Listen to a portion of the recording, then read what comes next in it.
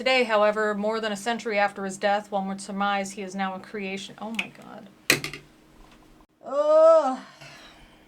See, everybody knows. Once you die, you're all gonna be burning in hell, and then you won't be atheists anymore. What if this isn't exactly true? Where would that even leave me and you? If religion poisons everything, where is the antidote? Come drink the lemonade with me and raise all that builds. Why would God create us evil and wrong and punish us from afar? They tell us we're broken to sell us secure, we're worthy as we are.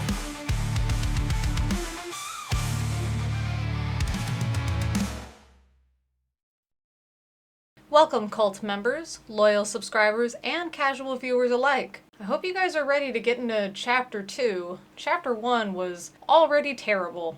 I have no idea what Chapter 2 will bring. Before we get into that nonsense, let's get into stuff that you guys write, because I like reading that a lot more. Overall, most of your guys' predictions was just spot on, which is fantastic, but also doesn't really bode well for Hank, does it? Just to touch on a couple of the other comments that were added in here, Michael Summers writes, "If I ever encounter a demon, I will immediately run to the nearest psychiatrist, because that will mean I've gone nuts." And I completely agree. This was a reference to one of the comments that I was referring to in the previous video, where somebody had recommended to me or told me or threatened, whatever it is, how they ever phrase it.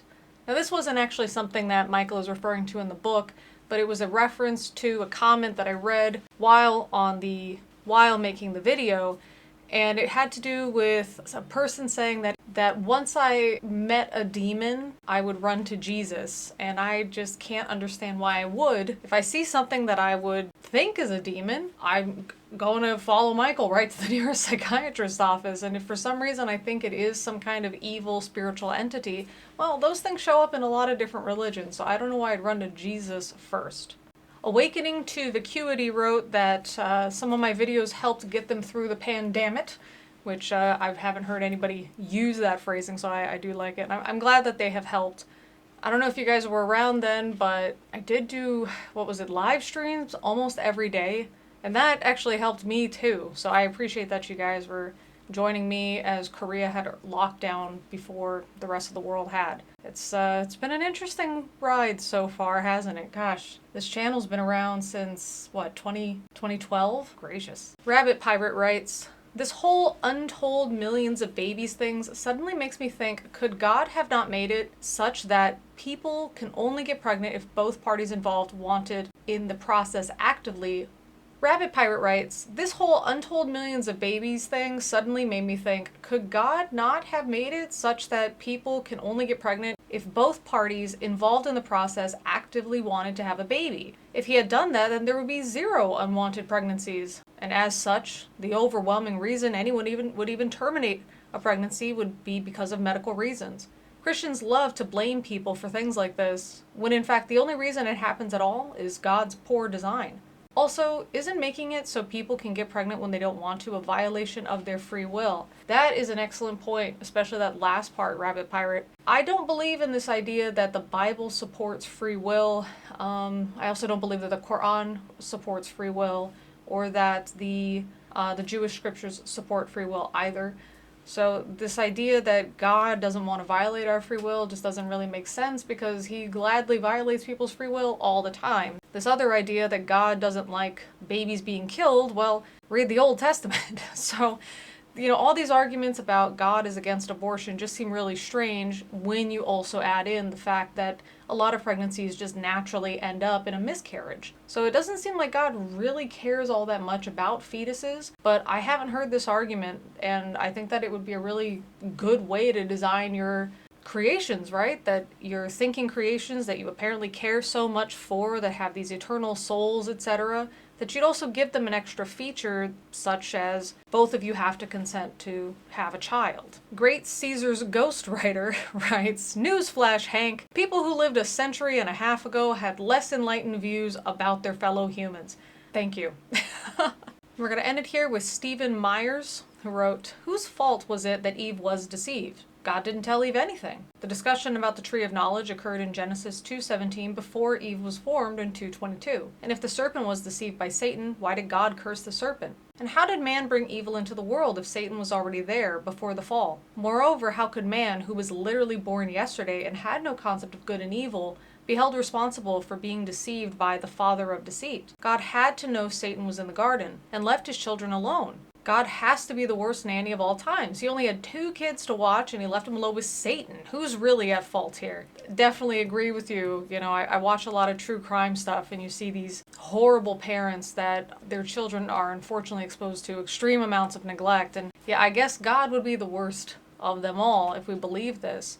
The mention about the tree of knowledge, you know, we shorten it to that a lot, but I always remind people that it's the tree of knowledge of good and evil. These guys had no idea what is good, what is evil. And so this concept too, that they're going to be punished for doing an evil act, and that punishment is death, they don't know death. So it's a very strange thing to threaten them with, this concept they have no idea, this word that makes no sense to them. It's like saying that if you do this thing, then blah blah blah will happen to you. Okay, well, I don't know what blah blah blah is. Is that good? Is it bad? Should I do the thing? They have no idea what's going on, and they have no reason to expect that this amazing loving God is going to do anything to hurt them. So a lot of this doesn't make sense anyway, and that's assuming Satan did anything. You know, it just says that there was a serpent in the garden and that the serpent was the craftiest of all God's creatures. It had nothing to do with Satan at all. But I kind of liken it to this idea that if I give my students a test or something, some kind of quiz or assignment, what have you, on some subject that we've never studied,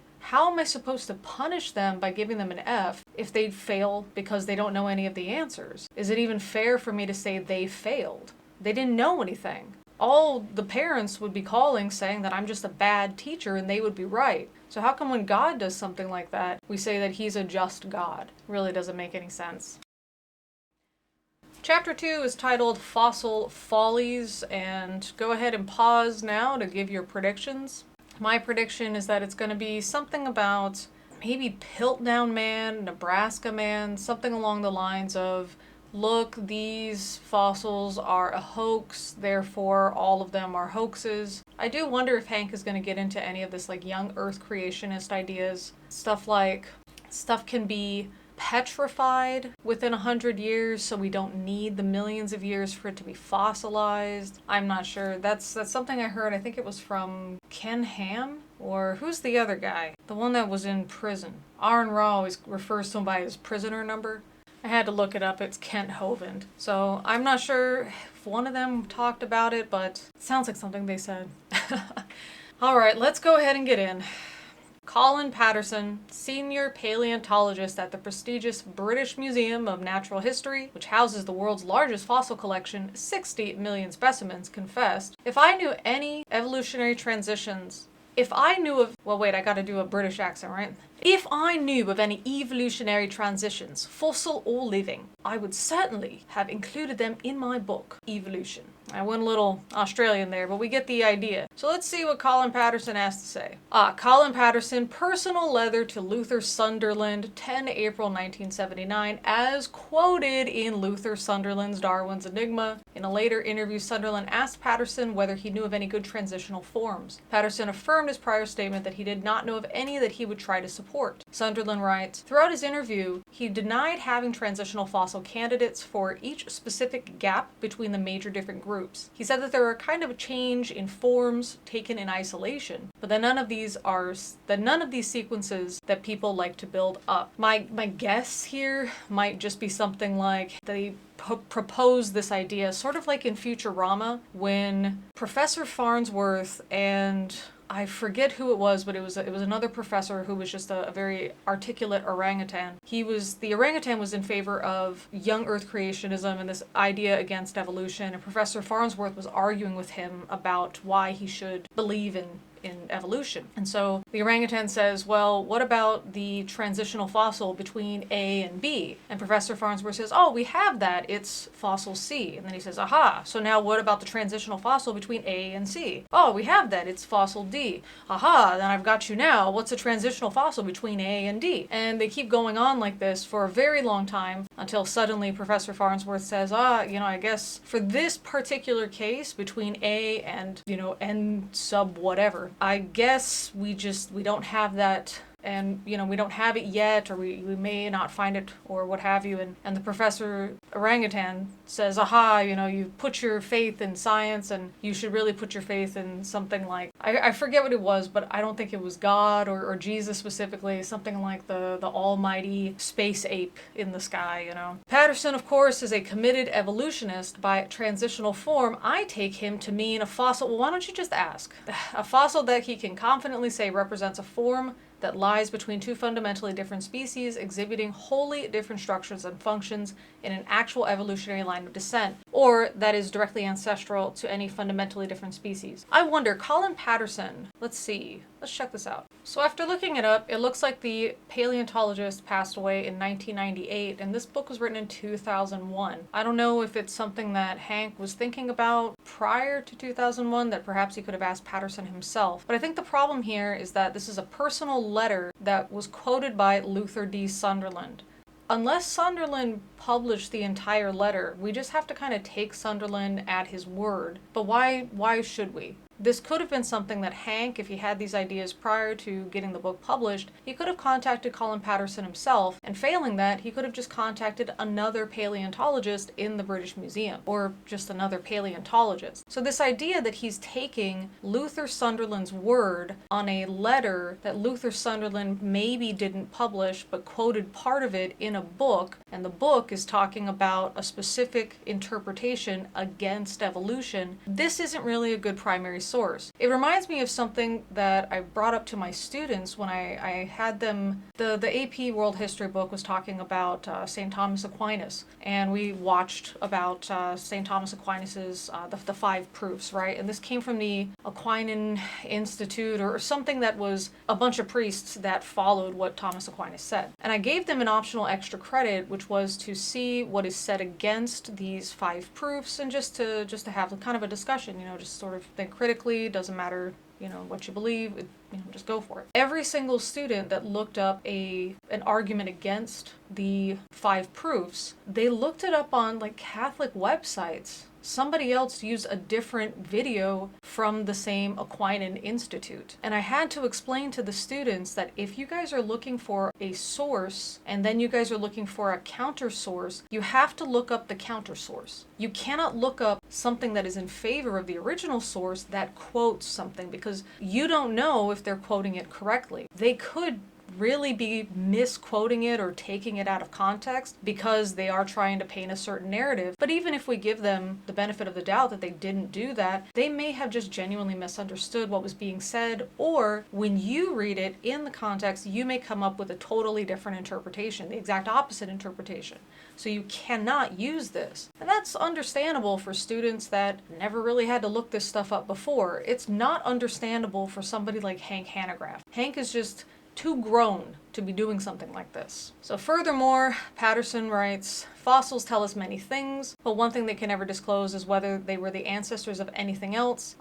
This is Evolution, page 133, and then as quoted in W.R. Bird, The Origin of Species Revisited. Thus, while Patterson, along with most other evolutionists, does think that Archaeopteryx, for example, is evidence of some general evolutionary relationship between dinosaurs and birds, see Pseudosaurs, page 34, very exciting. He thinks that he cannot say with any confidence that Archaeopteryx is an immediate or intermediate transitional form in the actual evolutionary line between dinosaurs and birds. Okay, so Hank is saying that we can look at Archaeopteryx and we can see that there are qualities of Archaeopteryx that we see in dinosaurs, and there are qualities of Archaeopteryx that we see in birds, but we cannot definitively say what is a step between. This, to me, doesn't look like a nail in the coffin of evolution. This, to me, looks like a person who studies science saying, well, we don't exactly know what came next, or we don't exactly know what was before, but it is very good evidence to show that there was a step-by-step process. That's what it seems like, that nobody is making a specific claim that Archaeopteryx is the direct descendant of this specific dinosaur and the direct predecessor to this specific bird. But we can still see it's got these very clear mixed kind of qualities to it. His statement underscores the fact that the fossil record is an embarrassment to evolutionists. You know what? Having read that, I don't agree. No verifiable transitions from one species to another have as yet been found. And for some reason, we're getting 2 footnotes here. All right. As Philip Johnson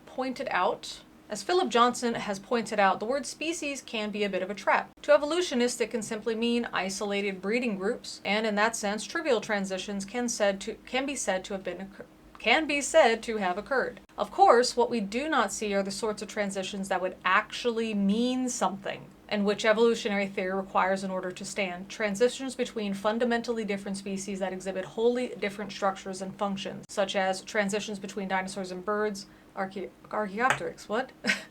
Between apes and humans are apes. Oh my goodness. See also the distinction between microevolution and macroevolution in footnote 5. Okay, so great. So Hank understanding Philip Johnson is saying, maybe not even Hank understanding Philip Johnson, because we see Philip Johnson points out the word species can be a bit of a trap and then doesn't seem to be quoting, or is not clear if he's quoting anything that Johnson is saying. So this idea about isolated breeding groups for Hank, that has occurred. This is what people like Hank refer to as microevolution, that yes, maybe this group of finches X and this group of finches Y and that other group of finches Z, but they're all finches, right? We don't see a dog turning into a bird kind of thing. But then what is he looking at? He wants transitions between dinosaurs and birds, which we have, and then transitions between apes and humans, which doesn't make sense to ask for. So Hank is already exposing himself as being woefully uneducated in this. And you guys are leaving a lot of very good, awesome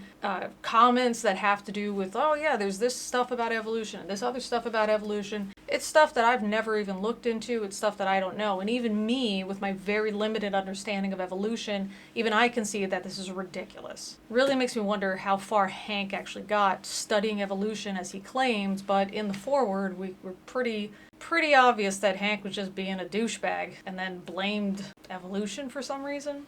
And then number 3, the absence of verifiable transitions is striking in light of the fact that the theory of evolution utterly depends on the fossil record. Well, I disagree. I mean, the theory of evolution was created without the fossil record as far as I know, and we can also learn more about evolution and evolutionary history through things like the science of genetics. So I don't say it utterly depends on the fossil record. By this time, in 2001, we had mapped the human genome. We'd come very far in, away from Darwin in terms of stuff like understanding DNA. This idea that evolution utterly depends on the fossil record, maybe this is why Hank thinks it's such a nail in the coffin. He doesn't understand that there's other lines of evidence. Pierre-Paul Grasse, I'm not sure how to pronounce that, but we'll say Grasse, who held the prestigious chair of evolution at Sorbonne. Sorry, if this is anything that has to do with like French or like French adjacent Belgian, I'm sorry.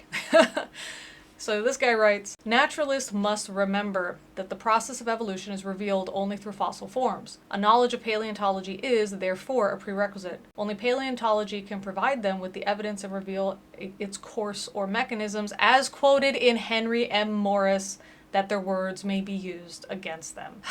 I mean, just the book title itself really makes it seem like, let's go to town cherry picking. You know what I mean? Oh my goodness. Was I this mad already when we were doing the Hank and Frank book? No, not Hank and Frank. Frank and Norm. I can't even keep these guys straight anymore. Ugh, that's not a compliment. Darwin had an excuse. In his day, fossil finds were relatively scarce. Isn't that what I just said? I just said that this idea about evolution, which Hank and his ilk pin on Darwin as if there's been no changes or updates to the evolutionary theory since then, Darwin didn't have this extensive fossil record. So this idea that Hank is saying Darwinian evolution or Darwinism relies on the evolution or the fossil record to show the evolutionary tale. I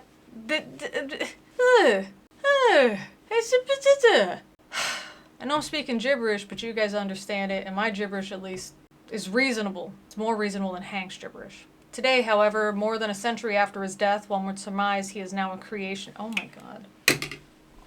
Ugh. See, everybody knows. Once you die, you're all gonna be burning in hell, and then you won't be atheists anymore. Wow. Wow. Wow. Wow.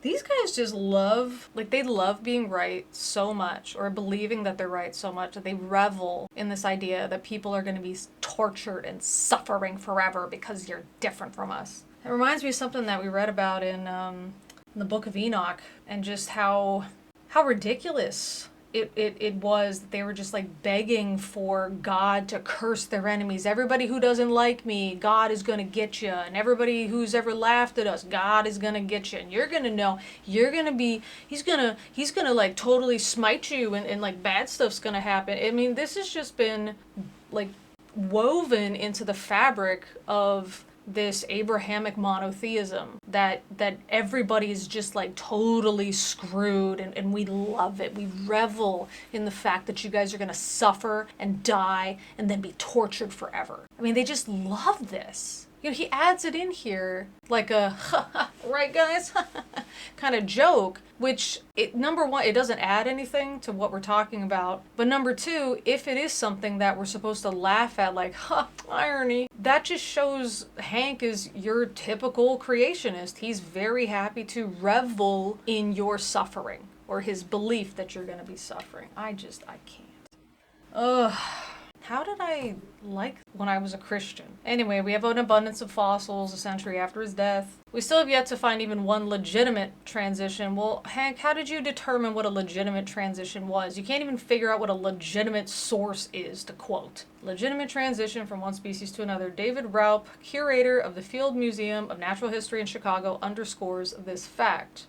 We are now about 120 years after Darwin, and the knowledge of the fossil record hasn't greatly expanded. We now have 250,000 fossil species, but the situation hasn't changed much. We have even fewer examples of evolutionary transition than we had in Darwin's time. Okay, does that even sound like it makes sense? Does that even sound like it makes sense? That now we have fewer examples of fossil-based evolutionary transition than we had in Darwin's time. Does that even remotely make sense? What we had 10 examples, but now we have 2? How does that...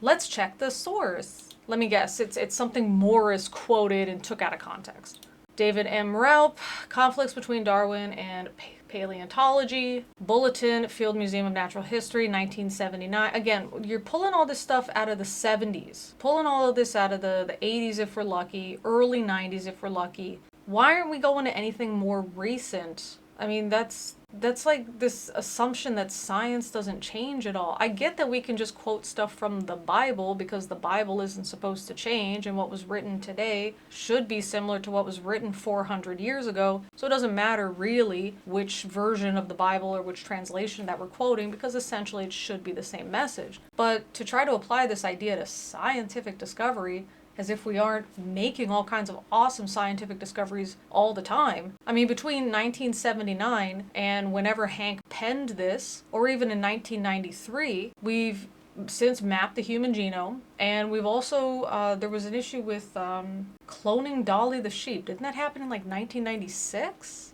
Yep, 1996. So even the book that he's reading from 1993 that quotes something a decade and a half before, even that was already outdated for scientific discoveries that are directly related to this book he's trying to write, because it's as quoted in Paul S. Taylor, The Illustrated Origins Answer Book, 4th edition. It's bizarre.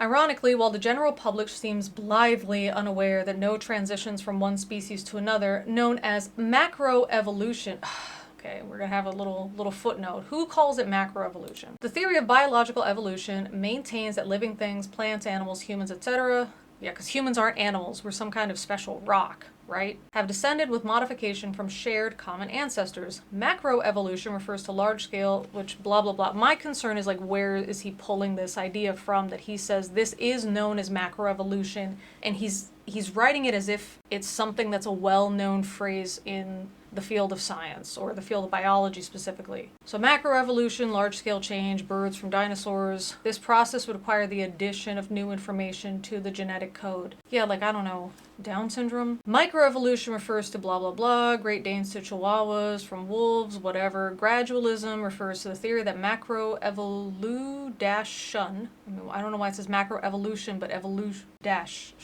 proceeds through the slow and basically constant, who said it's constant? The slow and basically constant accumulation of many small changes in order to effect large changes. This theory predicts that the fossil record would provide an abundant evidence of intermediary life forms as one species progressively transformed into another. No source cited. So this is just Hank telling us, for the purposes of this book, when I say this, that's what I'm talking about. But he's actually not quoting anything. Sneaky. Sneaky deaky. Pseudosaurs, like Archaeopteryx. Well, we'll find out, because I got a Archaeopteryx tattoo.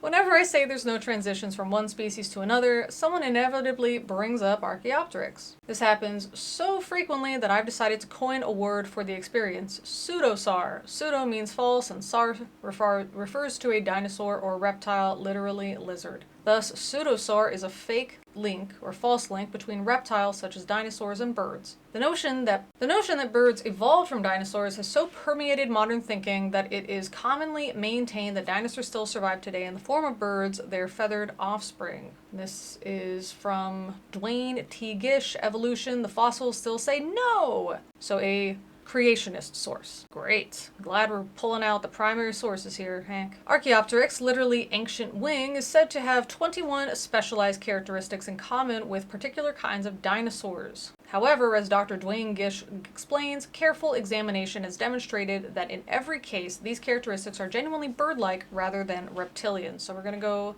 check these out because we got 2 sources cited. So for the specialized characteristics, this also comes from Dwayne T. Gish, citing A.J. Charig in A New Look at Dinosaurs. Okay, so this is a creationist quoted a guy, or in this case just cited them. And then for number 8, saying that this is not what it looks like, Gish writes, since creatures within each family, order, and class are so highly variable, it would be predictable on the basis of the creation model that animals in different orders and classes would have some characteristics in common. Even humans share characteristics in common with reptiles. For example, we share in common the vertebrate eye. Among other characteristics, evolutionists emphasize that Archaeopteryx had teeth, a long tail, and claws on the wings, which it is claimed are reptilian characteristics inherited from a reptilian ancestor. However, Archaeopteryx did not have reptile-like teeth, but teeth that were uniquely bird-like, similar to teeth found in a number of other fossil birds, having unserrated teeth with the constricted bases and expanded roots, while theropod dinosaurs, its alleged ancestors, had serrated teeth with straight roots. Furthermore, it should not be surprising that some birds had teeth, since this is true of all other vertebrates. Some fish have teeth, some do not. Some amphibians have teeth, some do not. Some reptiles have teeth, some do not. Most mammals have teeth, but some do not. The long tail is supposed to be a reptilian feature, but of course, some reptiles have short tails, while many have long tails. A number of modern birds have claws on their wings. Sunderland notes that the tailbone and feather arrangement on swans is very similar to those of Archaeopteryx. And again, okay, so 1988, well, at least he's getting closer, but this is Darwin's enigma. Notice again, this is not anything from a paleontologist, it's not anything from a biologist. So Dwayne T. Gish, he wrote a lot about evolution, but this guy was a biochemist. So it would be a good idea for Hank to go check out somebody who's doing stuff with like paleontology. That might be a bit closer. And again, somebody who's not going to be arguing in favor of what he's saying. And again, try to find a source that's not arguing in favor of what he's trying to argue. And again, the sources that he's looking up are really biased. He's not looking up anything that would counter this. So for example, Gish is making a very specific set of claims, such as Archaeopteryx had bird-like teeth and there is an explanation of the teeth with unserrated edges and so on. This would be great to go look at what has been said from a paleontologist side about this, a quote-unquote evolutionist or Darwinist, as Hank would probably refer to them, and see what that person has to say.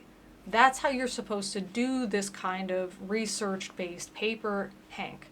It's okay that you, Hank, are not a paleontologist. That's totally fine. In fact, it's great when we get people from different backgrounds looking at stuff because they might look at it with a totally new set of eyes. That's awesome. The problem comes when those people look at it with such a heavy bias without realizing they're so heavily biased and then ignore what's being said by people who actually know what they're doing. That's when it becomes a problem. So I have no problem that Hank wrote this book. My concern is that Hank wrote this book starting from a bias and only cites people that support that bias instead of really trying to find out what is the truth, which is what he claimed to be doing in the foreword.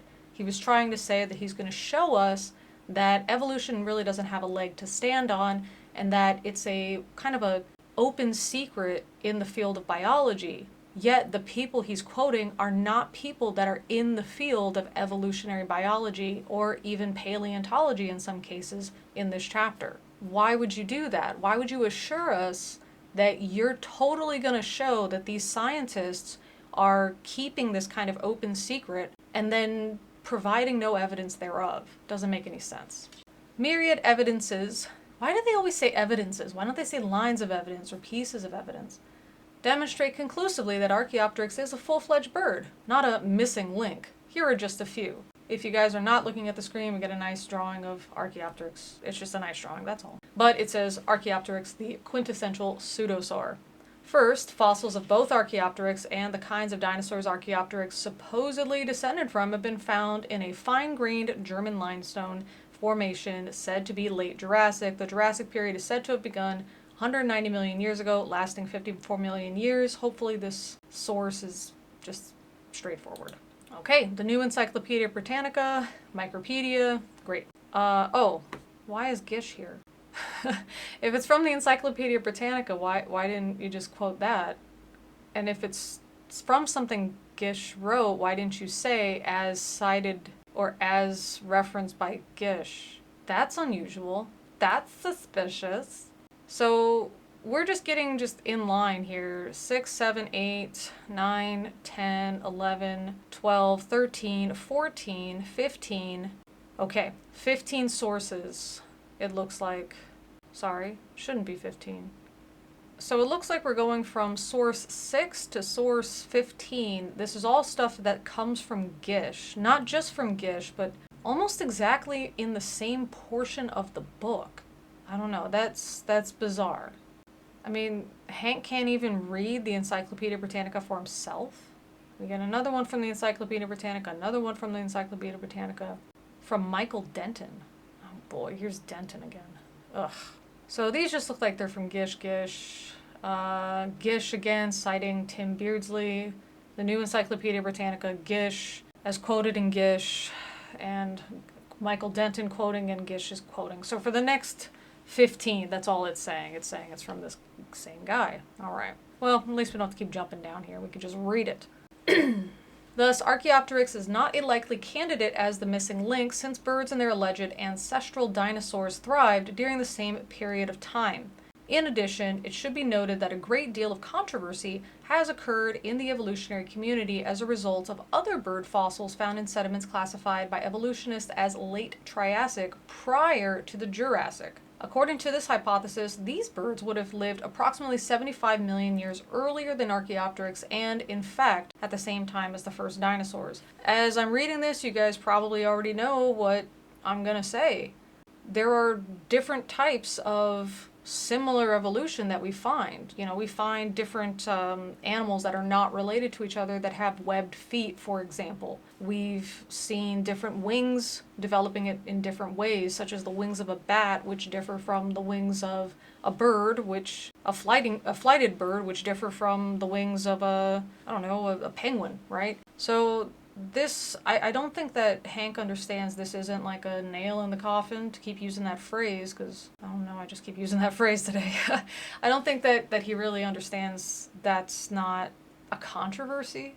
this idea that, okay, this can happen a few times, that's not surprising. You know, different animals have evolved different ways to live in the water versus living on land. Some of them have 100% in the water, 50-50. Babies are born in the water, but then they go to land. You know, there's a lot of different animals that have evolved separately some way to survive in a very wet environment while not being aquatic species, right? I don't, does he know this? Does he know this? I don't know if he does. Furthermore, initial Archaeopteryx fossil finds gave no evidence of a bony sternum, which led paleontologists to conclude that Archaeopteryx could not fly or was a poor flyer. Well, that's fine. I mean, the big deal is that the wings and the feathers are there to really help with eventually achieving flight. We're not just going to develop a fully fledged wing that is ready for flight. Does Hank not understand that being a good glider is like a step to getting to flight? Does he not understand that that is actually in favor of this being a transitional species? However, in April 1993, a seventh specimen was reported that included a bony sternum. Okay, so isn't that maybe evidence of, again, that little additional little mini step? You guys probably know this better than I do, but again, reading this, you know, these are the things that if I were to go look this up, if I were to write a book like this, those are the questions that I would write down that I would have to go look up and see. Or I'd have to go ask somebody who knows this, that like they're a paleontologist, and include a copy of the email or something in the source, the footnotes at the bottom. There is no further doubt that Archaeopteryx was as suited for power flying as any modern bird. Well, maybe that one was. As noted in the highly regarded journal Science, remember, as quoted by Denton and Gish, Archaeopteryx probably cannot tell us much about the early origins of feathers in flight in true protobirds because Archaeopteryx was, in a modern sense, a bird. Great, so doesn't that mean that these other protobirds in the late Triassic maybe were a pre-step to Archaeopteryx? I mean, this, again, these are things that Hank should be asking himself and then going out of his way to include in his book. Because I would say anybody who's thinking about this would have something to say. I mean, even me now, I'm thinking about this. Where when I was a creationist reading this, I was just accepting it. Okay, cool, cool, cool, cool. This really shows how critical thinking can change how you read something. Plus, I was like half my age. Had a lot less experience with this stuff. Finally, to say that Archaeopteryx is a missing link between reptiles and birds, one must believe that scales evolved into feathers for flight. No, not at all. Why would it mean that scales had to choose to evolve into feathers for flight? Does he not understand how natural selection works? He doesn't, right? He can't say that and understand how natural selection works. Two basic theories have been set forth by evolutionists to bolster this notion. Again, not evolutionary biologists, not paleontologists, not any... Okay. And this, again, is as quoted by Gish or Denton. The arboreal theory holds that the wings and feathers developed in tree-dwelling reptiles that jumped from treetops to escape enemies or to pursue food. Thus, they developed a mechanism to help ease the animal's fall. See, this is where he's not understanding it, and this is where I misunderstood it too when I was a Christian. This idea that because the animal wants to do this, it tries really hard, and eventually it gets there over the next few generations. The idea is that if they're already climbing into the trees because they already have some kind of genetic advantage that maybe cushions or slows down their fall, the ones that have more of that advantage, longer feathers, for example, stronger sternums, for example, these would be animals that are more successful, so they reproduce more. So we get those stronger or better suited genetics. That's it. And I don't have to explain this to you guys. You guys know this already. But that's where the big problem kind of comes in. And, you know, when I think back to conversations that I had about evolution as a Christian, I kind of, you know, I remember some of the things that I said, like about how a horse went to a giraffe because the trees were growing taller and it was hard for the horses to eat the leaves, and so they would stretch, and so somehow one horse stretching its neck was genetically imposed on another horse, and that doesn't make sense. I mean, if I cut off my arm, that doesn't mean that my child is going to be born with a missing left arm or a shorter left arm, and that's the example I gave. And until now, I was wondering where I came up with this idea that evolution pre-selects, or that the animal itself pre-selects or chooses through its free will or ability to predict the future or what have you, that it chooses its evolutionary course. And I was wondering, where did I get this idea? Now I see that this is part of just other Christians, or creationists specifically. I mean, this, I must have been listening to the Bible Answer Man I'm prior to purchasing his book. And that sucks, because I didn't apply a lot of critical thinking to Christianity, but I applied it to a lot of other things. And I thought that, I was a person that wanted to learn and explore, and that's why I ended up reading my Bible, to really know what is said, not just accept what's being told to me from the pulpit. And of course, this starts me on my journey away from Christianity and towards atheism. I feel like I was cheated out of this, that I spent time learning misinformation and accepting it as if it was fact. And it was a waste, thinking about those conversations with other people. It was a waste of time, and maybe I could have gone into something like evolutionary biology. Maybe I would have actually been very interested in it. It could have changed my course of study, but I just was afraid that it would clash too much with my religious beliefs. I don't know. I mean, as you get older and you realize, people around you are dying, and you think about the time that you have left, which we don't know. I could not wake up tomorrow, right? And so you start just thinking about all the time that you've wasted. And I would say I wasted that time in my youth. I would say so. Because of guys like Hank, The cursorial theory, on the other hand, views ancestral reptiles as ground dwellers that relied on speed for protection or to chase prey. The development of feathered wings and tails lessened wind resistance and supplied lift to increase their speed. In either case, air friction acting on genetic mutations supposedly frayed the outer edges of reptilian scales. Thus, in the course of millions of years, scales became more and more like feathers until, one day, the perfect feather emerged. To say the least, this idea must stretch the credulity of even the most ardent evolutionists. Well, how? That's like saying that a person can't walk from Los Angeles to New York because we know that no human can make that journey without rest or something like that. That a human's distance that they can go in a reasonable day at a reasonable pace is a certain amount of distance, right? Kind of not realizing that it just takes more time to do it. So why would that stretch credulity? The reason I'm also not referring to any sources is that there are no sources being cited. After the comment about scales evolving into feathers for flight, two basic theories set forth, and this is quoted or cited. That comes from something that was cited by Gish or Denton. Let's just double check. The New Encyclopedia Britannica, and then Michael Denton, Evolution, A Theory in Crisis, and then Gish. We're assuming from the book that he quoted prior from the pages here. Is he saying that all of these are from... How is he citing this? Is he saying this comes from the Encyclopedia Britannica, and also the stuff I'm about to write about also comes from Denton and also comes from Gish? Or is he saying that that one sentence comes from Britannica and Denton and Gish? Or is he saying that it originally came from Britannica, but Denton quoted it and Gish quoted Denton?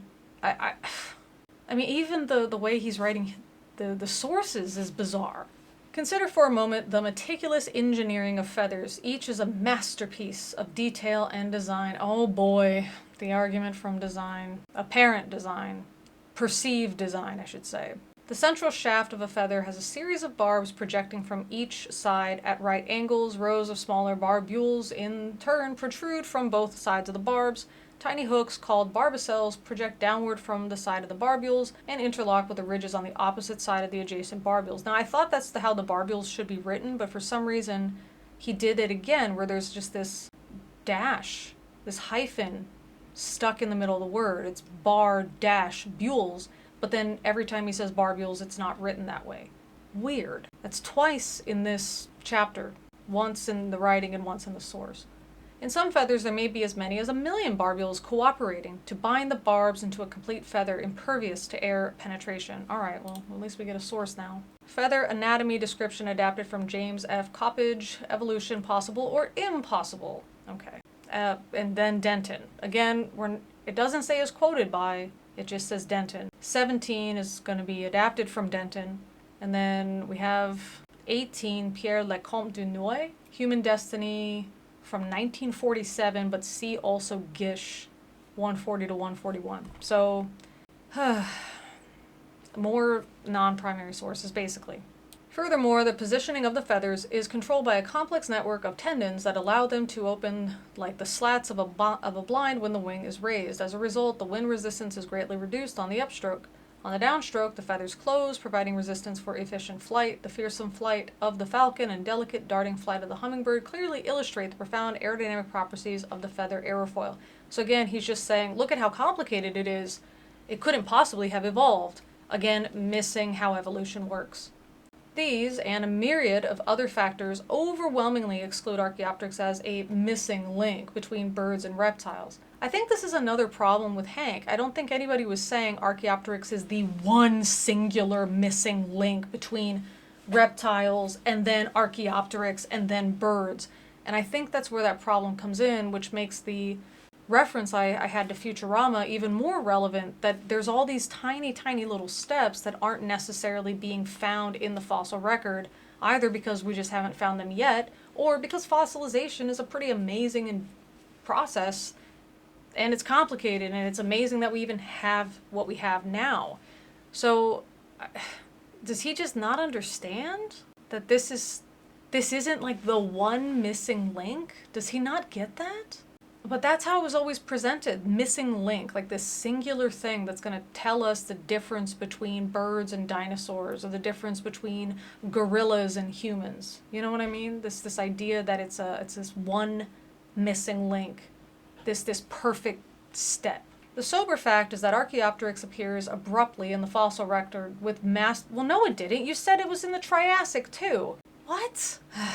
The sober fact is that Archaeopteryx appears abruptly in the fossil record with masterfully engineered wings and feathers common in birds observable today, as noted by evolutionist Pierre Lecomte du Noy, an expert in the science of statistical probability. So he's got he's got 2 degrees, one's in evolutionary biology and the other is in the science of statistical probability? Not the math of it? I don't know. I'm not a statistician.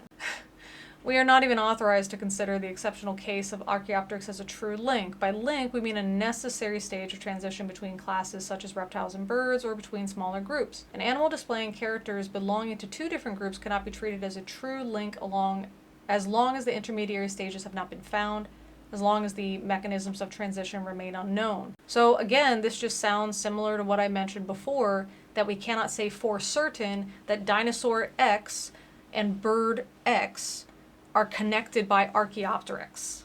We have to say it is interesting, but we cannot say this exact species is the predecessor and this exact species comes after. But again, I don't know. I didn't read it. He didn't provide it. He didn't even read it himself, it looked like. It looked like it was as quoted by. Likewise, Stephen Jay Gould of Harvard University and Niles Eldridge of the American Museum of Natural History, both militant anti-creationists. So they're not even evolutionists.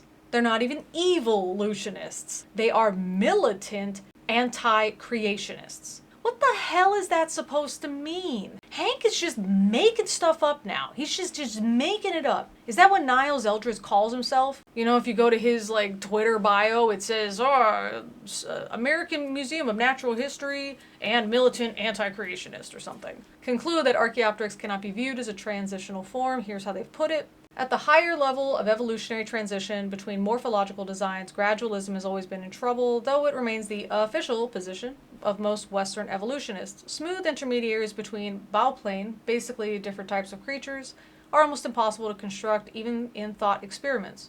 There is certainly no evidence for them in the fossil record. Curious mosaics like Archaeopteryx do not count. Okay, but where is this from? As quoted in Gish. Fantastic. We see Paleobiology 3, page 147, again from 1977, as quoted in Gish. Why is all this stuff that he's quoting, stuff that's like creationist sources, why are these all from the 90s, but everything else that is from something about science, all of this comes from the 80s and before? That's so bizarre. Oh, except for What is Creation Science? That book is from 1987. That's next, from Morris and another guy named Gary E. Parker. Let's just check the rest of these to see how many we gotta jump back and forth through. So we've got 21 is American Scientist as cited in Morris and Parker. 22, Comparing Evolution to Fairy Tales was popularized by Duane Gish. Okay, this is exciting. It's kind of giving us a hint of what's to come. Newsweek, 1980, quoted by Morris and Parker. 24, if evolutionists begin with the presupposition that a creator had no role in the origin of life, they will not be swayed in the least by the absence of evidence for evolution and abundance of evidence for creation. Well, no, I think you're kind of telling on yourself here, because you're beginning with the presupposition that a creator does exist, so you are not being swayed by the abundance of evidence for evolution. I don't think that Hank realizes he's telling on himself here. He's saying that because I believe this thing, there is no way you can change my mind. Not understanding that's really how science works. The whole point of a hypothesis is that we're supposed to be able to falsify it, and we try to do that. And when we do that, that's okay. That lets us know something. Every year, most years, for my AP psychology students, I have them kind of run an experiment. And I tell them, if your hypothesis is wrong, that's fine. That happens. Do not try to change your hypothesis to fit your results, and definitely don't change your results to try to fit your hypothesis. The whole point is we're just checking the hypothesis. You're not going to get more or fewer points whether your hypothesis happened to be correct or not. That's not how science works. The answer that I was wrong or that this hypothesis was incorrect is still an answer, and that still is useful to us in science. So I don't think Hank understands that. So we got more with Gish. I first heard a version of this joke from D. James Kennedy. Oh geez, I don't know. I'm scared at all this stuff that we're about to read, just based off of the sources that we've got. Right. Pro-Avis. A few years after Harvard's Gould ruled out Archaeopteryx as a missing link, Yale's John Ostrom proposed a brand new candidate called Pro-Avis. Unlike Archaeopteryx, no fossil evidence exists for Pro-Avis. And again, the only person that's being quoted is Morris and Parker, and it doesn't even say where they're getting this idea from. Interesting. So just Morris and Parker, two creationists, said, hey, this guy made it up. Now before, when he's saying that he read it in this creationist book, but he at least cites who they're quoting. But we don't get that here. We don't get that they cited anybody or that they're directly quoting anybody. Interesting. So, we just have to take their word on it because Hank did? Since science could not produce science fiction prevailed, Ostrom pictured a prototype in American scientist, and Pro-Avis sprang into existence. So this is again, this one is cited by Morris and Parker, okay? The Pro-Avis fairy tale, like any good fairy tale, begins long, long ago with little Pro-Avises running around on two legs while they playfully caught insects in their scaly little hands. This I really remember. I don't remember if it was something I was listening to. I feel like it was something I was listening to. This whole scene just came back to me. I was working. I was a government worker. I was inspecting these filtration systems, and I was listening to the Bible Answer Man. This is exactly what I was listening to. One fateful day, an ugly little Pro-Avis we'll call Mike was born. Unlike his brothers and sisters, little Mikey had frayed scales on both of his hands. Because of little Mikey's imperfections, no one wanted to play with him. Sadly, he had to run around all by himself trying to catch insects. Suddenly, little Mikey discovered something miraculous. Insects stuck like magic to his frayed scales. The more he caught, the better he ate. The better he ate, the faster he ran. The faster he ran, the more his scales frayed. In time, little Mikey's ugly scales were transformed into beautiful flying feathers. Okay, so he kind of understands a little bit about genetic advantage, but then now we're getting this idea that little Mikey himself is creating beautiful feathers in his own lifetime, which again is not, no. Soon, little Mikey wasn't able to catch insects that would normally have been beyond his reach. It wasn't long before all the little Pro-Avises wanted to be just like Mike. They began fraying their scales, and in time, like Mike, their scales were transformed into fantastic flying feathers, and they lived happily ever after. There it is. Like I mentioned earlier in this chapter, this is the stuff that I was taught that evolutionists believe. That these animals can see something and then actively work towards it, and somehow that's evolution. Which of course is nonsense. Ugh. In fairy tales, frayed scales turn into feathers and frogs turn into princes. In evolution, all you have to do is add millions of years and little Pro-Avises will turn into beautiful flying birds. Well, it doesn't sound like that because it sounds like you already have them being beautiful flying birds. And again, that 22 is the reference that Gish said he calls it a fairy tale. I mean, why is this even as a source? In fairy tales, frayed scales turn to feathers, frogs turn into princes, and evolution just add millions of years, and little Pro-Avises turn into beautiful flying birds. And then there's a source referenced, and if you click on it, it just says Gish was the guy who says he was the first one to compare evolution to a fairy tale. This just looks like Hank is trying to bolster the amount of sources that he has to make it look more impressive. I mean, who cares? Who cares? Even the most doctrinaire evolutionists have come to the realization that fairy tales about pseudosaurs like Archaeopteryx and Pro-Avis simply won't fly in the age of scientific enlightenment. Well, how do you know, Hank? You haven't quoted anybody from any time near when you wrote this book. Everything you're quoting is from the 40s, it's from the 1800s, it's from 1972. Newsweek summarized the sentiment of leading evolutionists gathered together at a conference in Chicago as follows. Evidence from fossils now points overwhelmingly away from classical Darwinism, which most Americans learned in high school. So again, this is very cherry-picked. What does the rest of this actually say? I would assume that it would be something along the lines of evidence from fossils now points overwhelmingly away from classical Darwinism, which most Americans learned in high school. Instead, here are some of the interesting developments that I overheard attending this gathering, or this conference. Now, I have to assume that. I mean, I guess I don't have to assume it, but the reason I say I have to assume it is because we don't get any additional information. Because this is something as quoted by Morris, as quoted by Gish, as quoted by whatever. This isn't anything that is taken in context. Rather than becoming creationists, however, evolutionists have simply become more creative. And then the source here, the quote here, it's not even a source. It's just Hank saying, well, if you presuppose no creator, then they're never going to believe in one. So again, this isn't even a source. He's just adding it in there to sort of pad it out. It's bizarre. He could have just written it right here. There's plenty of space. He could have just added that, but why is he putting it as a footnote, as if it is a source that we can refer to? And again, when I was reading the book, I did not keep flipping back and forth. It was one of those things where, as you read it, you just think, oh wow, gosh, this guy has a lot of sources to back up what he's saying. You don't actually check out what those sources are. Ugh. So, if you're not looking at the screen, don't. It's this drawing, which I can't read who the artist is, but it's basically to illustrate what Hank was telling us about little Mikey catching insects. So again, just not worth your time to check out the screen. Punctuated Equilibrium, which thankfully is the last section in this chapter. The newest fairy tale produced and proliferated in the evolutionary community is a theory called Punctuated Equilibrium. You know what, this was he reading his book while I was listening to it in that car drive? I really liked that job. I think talking about this job would be a lot more interesting than talking about this. It was an interesting job though, because I got to drive a lot. I had to drive around and check out these filtration things, and it was just fun. I drove, took a picture, drove. It was just good. I remember everything was written down, and it wasn't on a computer, it wasn't on any file that still existed.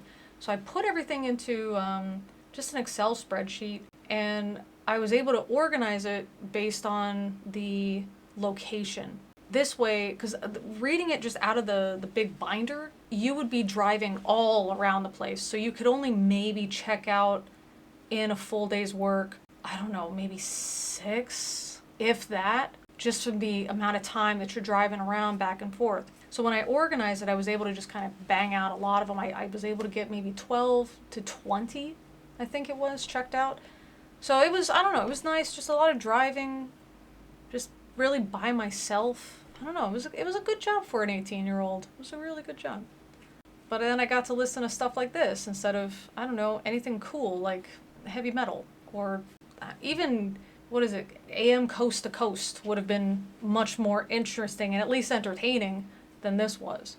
Its genesis appeared to be found in the hopeful monster theory of a German geneticist named Richard Goldschmidt. Points to Hank if he manages to avoid Hitler and eugenics, talking about a German evolutionist. Let's see our source here, or whatever he's referencing. Richard B. Goldschmidt, The Material Basis of Evolution from 1940, as quoted in Gish. Wow. The next one is when we hear this version of the joke from James D. Kennedy. Great. So, this guy from 1940, realizing there was no compelling evidence for evolution in the fossil record in 1940, Goldschmidt speculated that there must have been quantum leaps from one species to another. Does Hank not realize a quantum is a really small amount? Does he not realize?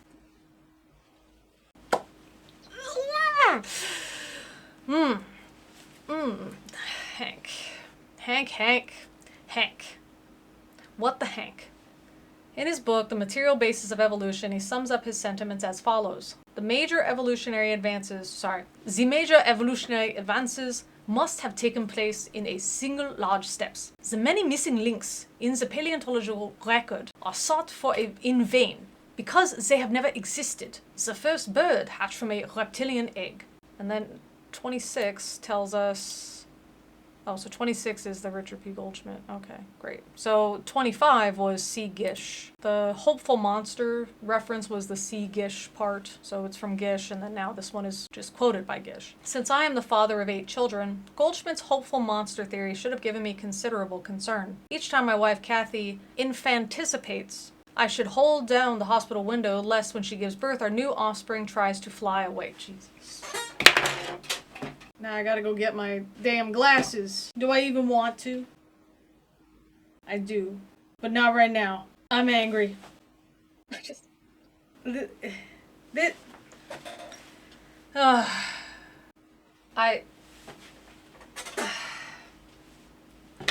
Does Hank understand that by looking at stuff that nobody says and making a joke about it to show how stupid it is, the thing that people aren't saying. I mean, this hopeful monster theory from one guy in the 1940s, why is he even writing about this in 2000? Why? Why is that something he thinks, oh yeah, you know, that sounds reasonable? Or oh yeah, this sounds like something those evolutionists or militant anti-creationists think about and believe. I mean, this is so stupid. Number one. Number two, baby birds do not attempt to fly away. So even in the example, it's stupid. Like, even in the example, it shows he doesn't understand how birds work. What, does he think that when it hatches out of the egg, it just flies off? Really? Ugh. Obviously, this is not science. It's science fiction. Oh, I first heard this joke. I first heard a version of this joke from D. James Kennedy in 1980.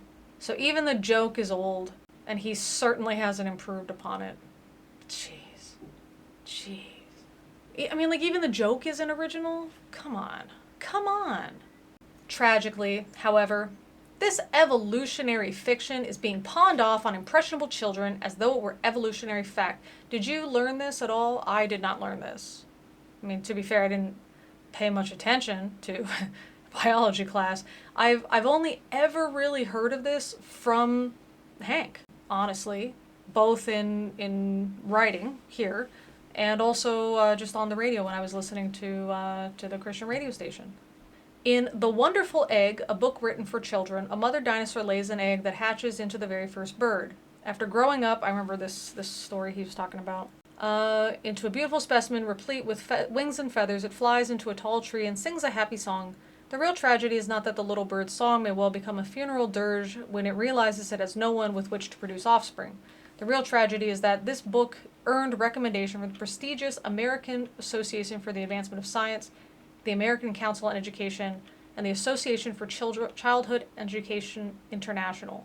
And again, this is from Morris and Parker, The Wonderful Egg, published in 1958. Jeez. So again, why is he saying that this as if it's something that in 1999 and 2000 that children are being given? I mean, if anybody wrote this book, that's a bit silly if there's not really any scientific support for it. And then it's something that, who's heard of this? Did any of you read this? Let's check it out. I found it on the Internet Archive. I'll put a link to it in the details section below. Limited preview. Oh, okay. Well, never mind. What do we gotta do? Use your free account to borrow this book. Okay, let's do it. Okay, let's do it. For Bobby, who wanted dinosaur pictures. In the back of this book, you will find a chart that tells you how big the dinosaurs were and a page that tells you how to say their names. Long, long ago, more than 100 million years ago, everything was different than it is today. It was so long ago that there were no cities or houses or even people. All the earth was covered with big green jungles. They were hot, damp, tangled jungles of huge moss trees and giant fern trees, for even the trees were different then. Okay. Back in those long ago times, the only animals that lived in the green jungles were the dinosaurs. They were very strange beasts, and most of them were big, stupendously, tremendously, enormously big. They trampled through the green jungles on their big feet, they waded through the swamps, other reptiles, blah blah blah, and they all laid eggs. One wonderful egg sat all alone in a blue-green mossy nest at the base of a giant fern tree, blah blah blah. Was it a dinosaur egg? Did a mother dinosaur lay that egg to hatch into a baby dinosaur? All dinosaur hatched from eggs, so maybe it was a dinosaur egg. Was it a brontosaurus egg? And then it tells us about the brontosaurus. Was it a triceratops egg? Tells us about the Triceratops. Was it a Stegosaurus egg? Tells about the Stegosaurus. Pterodon was a huge flying reptile with great wings like a bat, more than 20 feet across from tip to tip. He flew high over the green treetops, and was it a pterodon egg? All right, maybe it was a ornithomimus egg, ostrich dinosaur. Elamosaurus egg. Could it be a Tyrannosaurus egg? This is cool. I mean, this is cute to learn about these dinosaurs at least. Tylosaurus, Ankylosaurus, got an Ankylosaurus tattoo as well. But no, it wasn't a dinosaur egg at all. It was a wonderful new kind of egg. And when it hatched into a baby bird, the first baby bird in the whole world, and the baby bird flew up into a beautiful bird, grew up into a beautiful bird with feathers, sang a song, etc. And then that's it. Oh, it's an Archaeopteryx. That's what it is. It's an Archaeopteryx. You know, the thing that Hank had spent a little bit telling us about, that Archaeopteryx is actually not a dinosaur, but it's a bird. Did he not realize? No, he didn't, because he didn't read the book himself, did he? So in this, we get the first Archaeopteryx. This is not about this, what is it, punctuated equilibrium. This is about Archaeopteryx. Oh, Hank. Oh, Hank. I mean, I'm glad we read this. Thank you, Hank. Wow. Well, no wonder it came recommended. It's a book about Archaeopteryx. This whole time, I just believed Hank, you know? I just believed that this book was written about this hopeful monster kind of idea that he was talking about in the chapter. Even now, as I was reading it, I just thought, okay, well, who cares what some guy in the 50s wrote about this thing in the 40s? And then actually checking it out, it's about Archaeopteryx. Even more tragic is the fact that Gould, one of America's most widely read evolutionists, has come to the defense of Goldschmidt's nonsensical notion. In The Return of Hopeful Monsters, Gould recounts the official rebuke and derision directed at Goldschmidt by the scientific establishment. He then predicts that during the next decade, Goldschmidt will be largely vindicated in the world of evolutionary biology. I'm sure that what we're about to click and check out is probably going to be as quoted by Morris or as quoted by Gish, but I wonder when it was written. Because if it was written that a decade later would still be before Hank wrote this book, that'll be telling. Yep. Stephen Jay Gould, Natural History, Volume 86, Number 6, 1977, as quoted in Gish. Great. And in this next thing, for 30, Gould, along with Niles Eldredge and Stephen Stanley, has been the main proponent of punctuated equilibrium. As noted by Gish, Gould, apparently embarrassed by his rather hasty and over-enthusiastic support of the hopeful monster notion, which he had voiced in his 1977 article, was attempting to extricate himself by denying that Goldschmidt really meant what he had said. Gish, however, documents that Goldschmidt surely meant what he said. See Gish again. Why aren't we looking at what Goldschmidt or Gould or anybody else wrote? Why are we looking at what Gish is telling us? So all this is really amounting to is a guy had an idea in 1940 that wasn't related to something like an atom bomb or a Panzer tank. Somebody else in the 70s thought, yeah, this is pretty cool, and then later on thought no. And then decades later, Hank writes this book. Why is he bringing this up at all?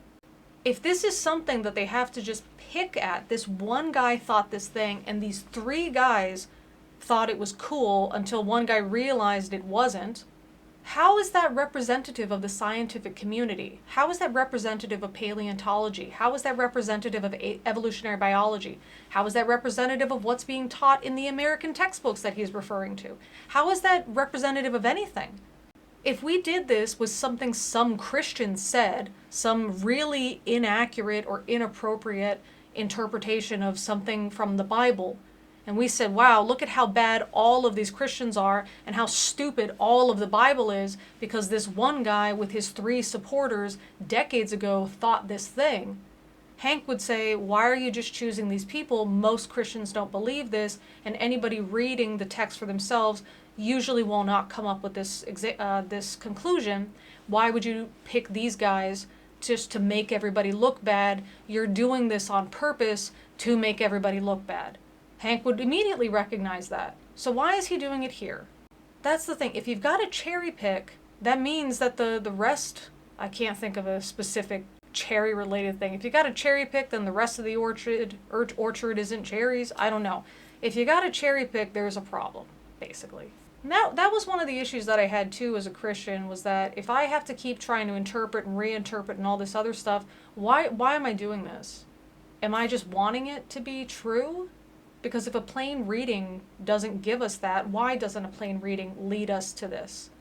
Isn't this how God is communicating with us? Why do I have to go to some expert who's studied the Bible extensively, professionally, in an educational setting, and learned at least one dead language to understand what's being said if this is God's love letter to us, which is what I was told, is his love letter to us?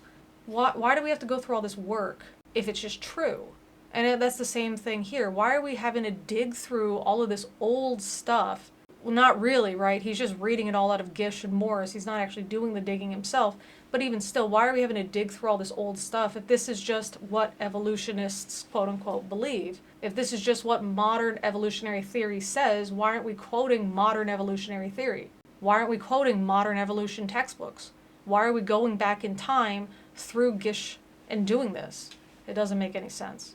Although his prediction has not come to pass, it has not stopped him from propagating a theory called punctuated equilibrium, which in reality is little more than a regurgitation of Goldschmidt's hopeful monster theory. And that's the thing we've already read about the hopeful monster isn't really what Goldschmidt said. And then we get the next 31, 32, 33. These are from Gish. 34, whatever 34 is, comes from Morris and Parker. They're not quoting anybody else. And then 35. All right, let's check it out. As Gish explains, why do we care about what Gish has to say? Punctuated equilibrium proponents speculate that the problem... What? Oh, okay. As Gish explains, punctuated equilibrium proponents speculate that once a species has developed, it proliferates into a large population and persists relatively unchanged for 1, 2, 5, or 10 million years, or even longer. Then for some unknown reason, a relatively small number of the individuals of the population become isolated, and by some unknown mechanism rapidly evolve into a new species.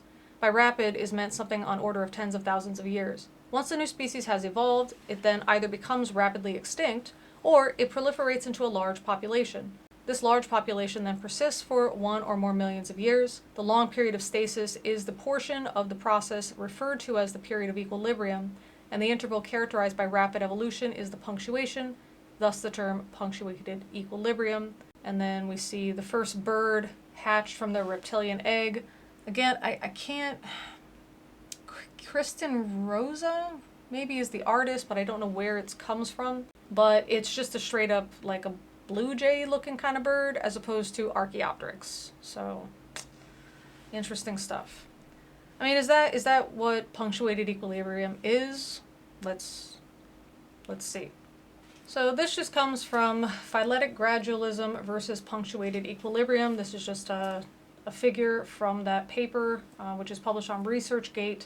And somebody that knows biology better than I do can check this out. But assuming that Hank and I have a somewhat equal understanding of biology, this to me just kind of looks like more of an explanation why we may have some genetic changes, but these don't create any different course.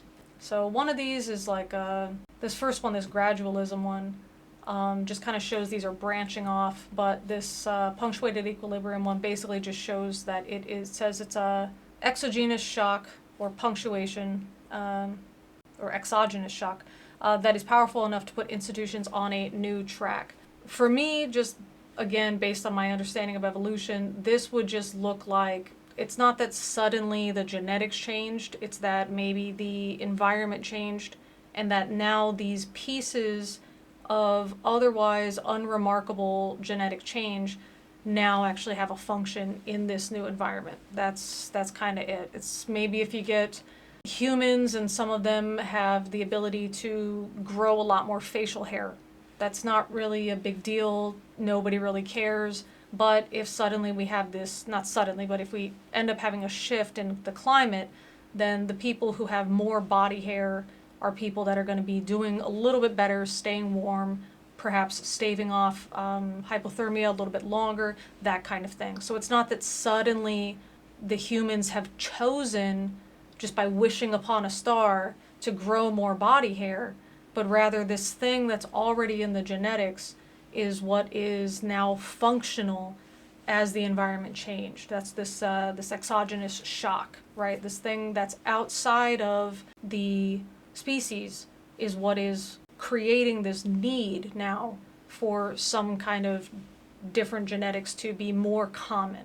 So in that human beard example that I just gave, you might have, I don't know, 1 in 10 being very hairy, but then after the increase of the ice age and things start to get a lot colder, now you might have 8 out of 10 instead of 1 out of 10, something like that. That's what this looks like to me. I don't see this as genetics magically just suddenly changing, and that's why there would still be that equilibrium state, because again, it's not going to be hyper change, right? It's just going to be there as long as we need based on the environment. That's what this looks like to me.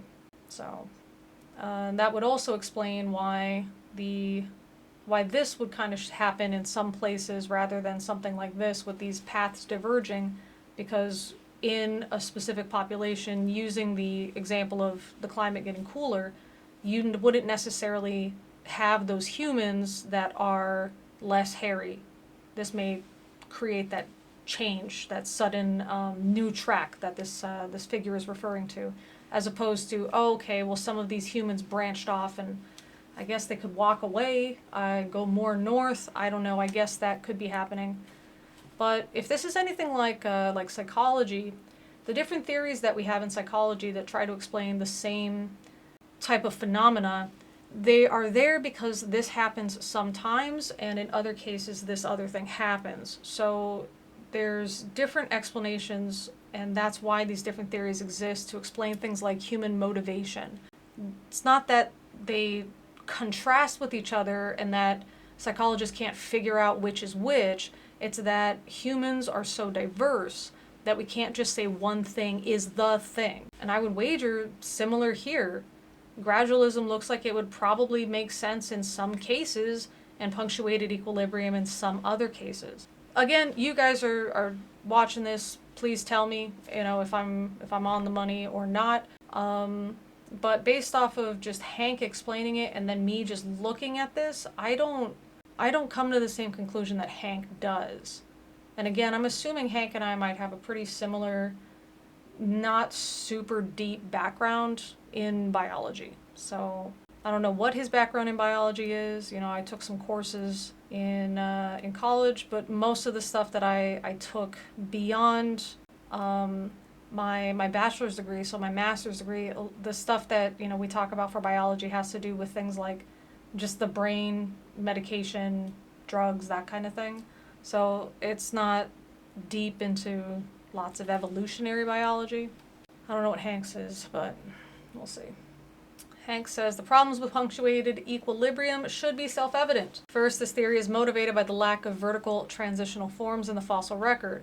Thus, it is a classic argument from silence.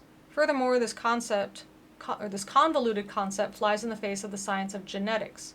As noted by Gish, the genetic apparatus of a lizard, for example, is devoted 100% to producing another lizard. This is the argument that a cat can't give birth to a dog.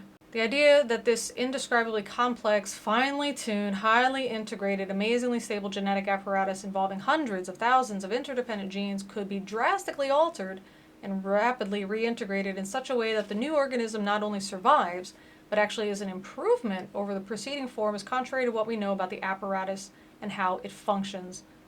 And let's check out what it has here. So this is just from Gish again. Now it refers, I saw in the next sentence, it refers to Morris and Parker as Doctors Morris and Parker. Let's just check out what they're doctors of. So for Dr. Henry Morris, he has a doctorate in hydraulic engineering. With Dr. Gary Parker, it looks like he's the one that actually has a relevant type of degree. It's a doctorate in education for biology and geology, so that's pretty cool. And apparently before working with Answers in Genesis and such, he actually used to be a quote-unquote evolutionist, and there's a book that he wrote, From Evolution to Creationism, so that might be something worth reading to see how he goes from one to the other. It seems like it might be worth reading more than this book. So finally, as noted by Doctors Morris and Parker, the effects produced by jumping genes or chromosomal rearrangements would not produce a hopeful monster but a monstrosity. Even if, as postulated by punctuated equilibrium, the jumps do not go from reptiles to birds, but from scales to feathers, the jumps are still too fantastic. Well, according to who? Again, there's no little quote or a reference here. Conversely, if the jumps are in reality rather insignificant, then we're right back at square one, gradualism. Okay, maybe fair. And that's also from Morris and Parker. And as noted by Gould, the extreme rarity of a transitional form persists as the trade secret of paleontology. So here we see, it says Gould, Natural History, 1977, as quoted by Gish. More recently, Gould has said paleontologists have discovered several superb examples of intermediary forms and sequences, more than enough to convince any fair-minded skeptic about the reality of life's physical genealogy, and this is in 1994. Remember, however, that it was largely the extreme rarity of transitional forms that Gould intended to explain with his theory of punctuated equilibrium. If hopeful monsters are not possible, and gradual changes are not abundantly represented in the fossil record, the several intermediary forms and sequences, none of which have been conclusively identified, citation needed, Hank, are at best mysterious anomalies that will convince only those who look at the fossil record with a prior commitment to evolutionary theory. So this is very interesting. That was one of my arguments, was that he's pulling all this stuff from like the 70s. Did they find anything else out? And he did. It's from 1994. That's close enough to when this book was published. And it says that, yeah, we found actually a lot of really cool stuff. All these, different intermediary forms and sequences. So Hank isn't even necessarily quoting Gish or anything, adding this part where he says they are at best mysterious anomalies that will convince only those who look at the fossil record with a prior commitment to evolutionary theory. On what grounds is he making this argument? He's not saying that Gish wrote it. He's not saying that Dr. Parker wrote it. He's not saying that that Gould, I forgot if it's Dr. Gould or not, but he's not saying that Gould wrote it. So where is he coming up with that these are at best mysterious anomalies that you would only believe in if you already are committed to evolution? That's really... That's really sneaky, isn't it? So again, it looks almost as if there is a source here. Hank, as far as we can tell, is just making it up, that they are just funky. Just some weird stuff that, you know, if you look at it, unless you already believe in evolution, you're not going to believe it. That sounds like Hank telling on himself with that similar comment, doesn't it? That unless you already believe in a creator, that reminds me of that comment Hank already left earlier in this chapter, that if you don't believe in a creator, then you'll never believe in a creator, no matter how much evidence is presented to you. Here Hank is saying, well, yeah, they did find these intermediary forms, and in fact several superb examples, but I mean, you know, those are like not anything special. They're just like weird things, and unless you already believe in evolution, you won't be convinced. Tell me why, Hank. Tell me which ones you looked at, and tell me why these are mysterious anomalies to you, a person who doesn't have a relevant degree. Explain. Or that you read about it from someone who does have a relevant degree, I don't know, such as Dr. Parker. You're already citing Parker. How come you're not citing him here? Very interesting, isn't it? And again, this is listed as if it is a source. So if you don't check it, if you don't think about what Hank is actually saying, it looks like, oh yeah, this does look like a source. Nowhere is this anti-knowledge more readily apparent than in the fiction, fraud, and fantasy surrounding ape men. Okay. So again, we are apes. In Chapter 3, we will use the A in the acronym FACE to remind you that humans are made in the image of the Almighty, not in the image of apes. And it looks like we just get some quotes. If you go back far enough, we and the chimps share a common ancestor. My father's father's father's father, going back maybe 500,000 generations, about 5 million years, was an ape. This is hosted Ape Man, the story of human evolution, hosted by Walter Cronkite. So not an evolutionary biologist. God created man in his own image. In the image of God, he created him. Male and female, he created them. The prophet Moses. So again, didn't we already mention that Moses isn't even verified as like a real historical figure, or especially for all the things that are attributed to him? And then this is supposed to, I don't know. Hank just really sets this up as like there's only two choices, evolution or creation. You can't have both, right? That was one thing I wanted to say, but I got sidetracked, that you can still have creation and then evolution once it's created. So I don't know why he's creating this false dichotomy, but Hank does not seem like a very... Hank seems like a pretty simple guy with a very simple understanding of this stuff.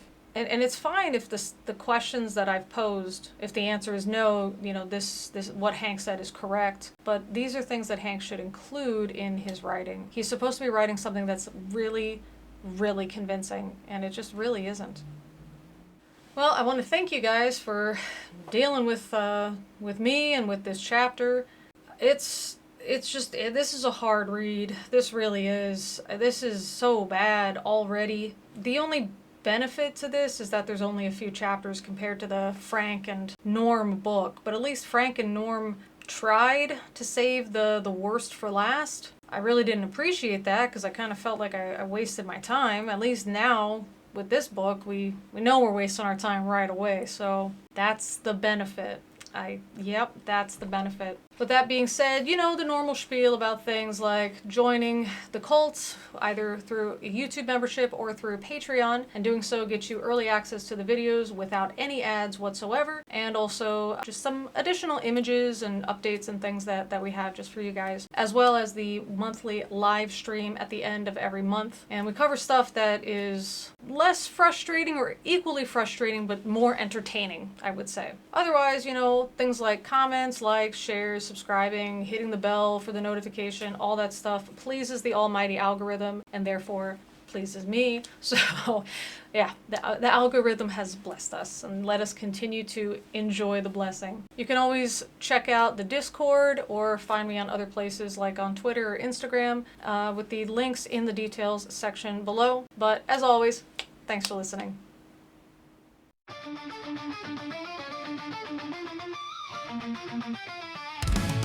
Train up a child in the way they should go, and they shan't depart from it. Spare the rod for the child's what we're told. They want to justify being hit. Children must obey their parents.